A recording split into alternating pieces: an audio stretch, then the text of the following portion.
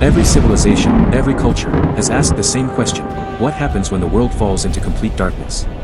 When lies take the place of truth, when greed becomes the only god, when people betray one another for power and wealth, who will save humanity? From the deserts of Arabia to the mountains of India, from the forests of America to the icy lands of Europe, stories speak of a final savior, a being who appears when hope seems lost. In Hinduism, it is Kalki, the 10th and final avatar of Vishnu. In Christianity, it is Jesus Christ, who returns at the end of days. In Buddhism, it is Maitreya. In Islam, it is the Imam Mahdi. And in Zoroastrianism, it is Saoshyant. Across continents, across centuries, the image is almost the same: a warrior on a white horse, carrying a sword of divine power, appearing when humanity has lost its way. Are these just different stories? Or do they point to the same universal truth, that when the night is darkest, light will always return? And yet, the question remains: what does it mean for us today? Are we merely waiting for an external savior, or could the real salvation lie within ourselves? Hindu scriptures describe the current era as Kali Yuga, the age of quarrel, chaos, and moral decline. The Vishnu Purana warns: when society collapses, rulers will act like thieves. People will lie without shame. Wealth alone will decide a man's worth. Families will break apart, compassion will vanish, and spirituality will become rare. People will forget the meaning of dharma, or righteous living, and only personal gain will guide actions. The Bhagavata Purana adds: truth will disappear. Men will betray one another. Kings will rule with cruelty. The earth itself will become restless, and disasters will be frequent. Even the natural world suffers: floods, storms, droughts, reflecting the moral decay of humanity. The Bible, written thousands of miles away, paints a strikingly similar picture. In Matthew 24, Jesus warns: you will hear of wars and rumors of wars. Nation will rise against nation, there will be famine and earthquakes in various places. Many false prophets will arise and lead many astray. The book of Revelation describes plagues, fire, bloodshed, and the fall of nations, the very signs of chaos and human corruption. Look around today. Endless wars ravage countries.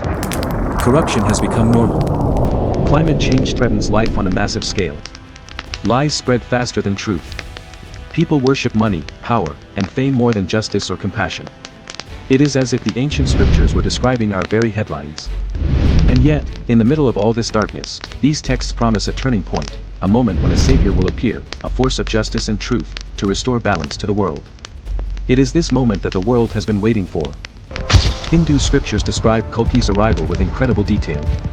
He will be born in a small, peaceful village called Shambhala, to parents Vishnuyasha and Sundar. Though his birth seems ordinary, sages will immediately recognize signs of divinity. Some texts say his body will shine with an unusual light, and his eyes will reveal wisdom far beyond his years. From a young age, Kalki will be trained for his mission. The immortal warrior Parshurama, the 6th avatar of Vishnu, still wandering the earth, will become his teacher. He will train Kalki in the arts of war, discipline, and the deep knowledge of dharma. Every skill, every lesson, is meant to prepare him for the time when evil reaches its peak. Kalki's most famous companion is his white horse, Devdatta. But this is no ordinary horse, it symbolizes purity, speed, and unstoppable divine energy. His sword, blazing brighter than the sun, is more than a weapon, it is the light of truth, the force that cuts through lies, greed, and injustice. The Kalki Purana says he will travel the world, confronting rulers who have abused power, armies that thrive on cruelty, and thieves of dharma. He is not just a warrior, he is a symbol, the personification of righteousness, arriving when the world has descended into total darkness. And why now? Why in this age of chaos? Because Kali Yuga will have reached its darkest hour. When corruption, violence, and moral decay are at their peak, only then will Kalki appear, bringing the promise of a new dawn, Satya Yuga, the golden age where truth and dharma once again guide humanity. Every detail of Kalki's life, from his birth to his mission, is a reminder: divine intervention comes not when the world is perfect, but when hope seems lost and courage is needed most. The Bible presents a vision of a final savior that mirrors Kalki. In Revelation, John writes of a white horse, and the rider called Faithful and True, whose eyes are like flames of fire and whose mouth produces a sharp sword to strike the nations. This is Jesus, returning for the final battle of Armageddon. He will confront the beast, the Antichrist, and all forces that have spread evil across the earth. His sword symbolizes truth and divine justice, just as Kalki's sword does in Hindu texts. Revelation continues that he will rule with a rod of iron, breaking all chains of injustice, and that his kingdom will be everlasting, bringing 1,000 years of peace. Jesus' white horse, like Devdatta, represents purity, speed, and unstoppable force. The fire in his eyes symbolizes the cleansing of falsehood and illumination of truth. Every detail emphasizes that he comes not merely to fight external enemies, but to restore balance, righteousness, and moral order. Centuries ago, these visions warned humanity, when the world falls into darkness, divine justice rides forth. The parallels between Kalki and Jesus are striking.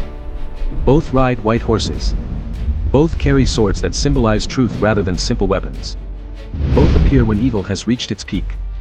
Both bring an end to one age and the beginning of another. Are these coincidences, or did civilizations separated by thousands of miles glimpse the same vision of the future? Perhaps ancient wisdom across time is telling us one thing: hope will always return. This theme repeats throughout the world. In Buddhism, Maitreya is the future Buddha who will appear when Dharma is forgotten. In Islam, Imam Mahdi rises alongside Jesus to defeat injustice. In Zoroastrianism, Saoshyant appears to end darkness and restore balance. In Norse mythology, Vidar rises after Ragnarok to bring order. In ancient America, Quetzalcoatl was said to return to guide humanity. Different names, different stories, yet the message is always the same: do not fear the night, for a dawn is coming. Perhaps these saviors are not only warriors outside us. Perhaps they are symbols within us, representing qualities that humanity must awaken in itself. The white horse may symbolize purity of heart, courage, and the power to move swiftly through challenges. The sword may signify wisdom, knowledge, and discernment that cuts through falsehood, deceit, and ignorance. The fire in their eyes could represent inner strength, the burning away of illusions, and the courage to stand for truth, even when the world resists. Ancient texts repeatedly emphasize that darkness is necessary before light can shine, that destruction and chaos are precursors to renewal. Hinduism speaks of yugas, cycles of time that bring moral decline followed by revival. Christianity speaks of the end times, where sin reaches its peak before God's kingdom is restored. Buddhism emphasizes the cycles of Dharma, showing that suffering is a precursor to enlightenment. Across all traditions, the message is clear: the Savior is not merely an external being, it is a call to awaken what is dormant inside each of us.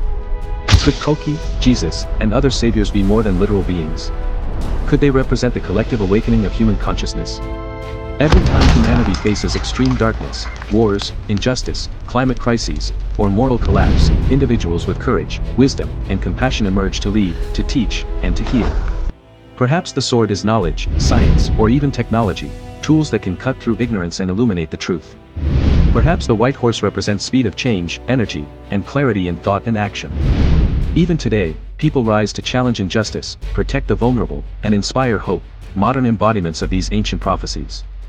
The prophecies remind us that the dawn always follows the night and that no matter how deep the darkness, light persists in some form.